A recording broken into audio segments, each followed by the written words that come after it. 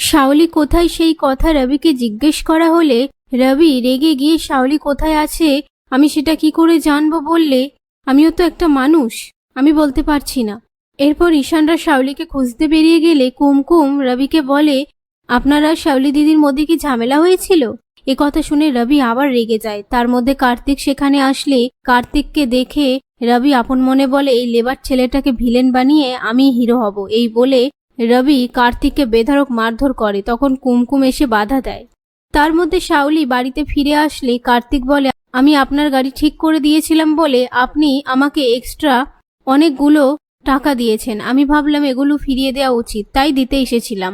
এই বলে শাওলির হাতে টাকা দিয়ে দেয়।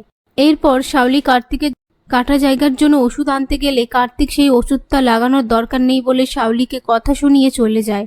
এরই মধ্যে ঈশান বাড়িতে এসে শাওলিকে দেখে বলে, তুই কোথায় গিয়েছিলি? কাউকে কিছু না বলে শাওলি বলে, তুই না আমার শাসন করতে আসিস না।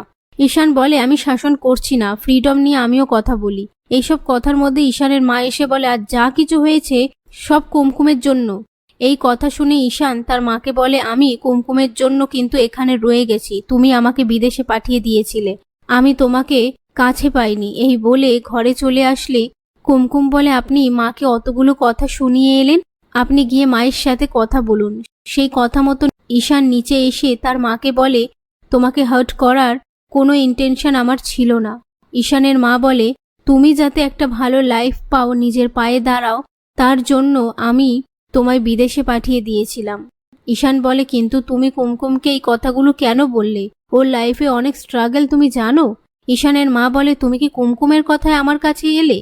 ঈশান বলে, আমি তোমায় মিথ্যে বলবো না, কুমকুমই আমাকে এ বাড়িতে ফিরিয়ে এনেছে।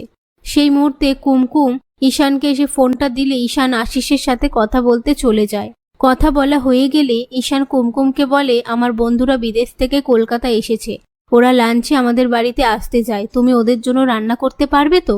কুমকুম বলে, হ্যাঁ পারবো। আর সেই কথাটা রবি শুনে নেয়।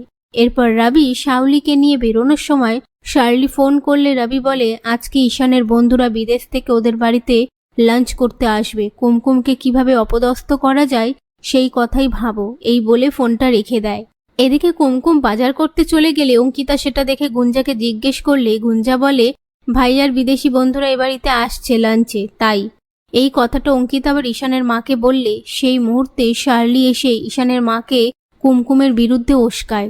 তারপর কুমকুম বাজার সেরে রান্নার প্রস্তুতি নেওয়ার সময় ঈশানের মা এসে কুমকুমকে রান্নাঘর থেকে টেনে বার করে দিয়ে বলে, তোমাকে কোনো রান্না করার দরকার নেই, যাও এখান থেকে।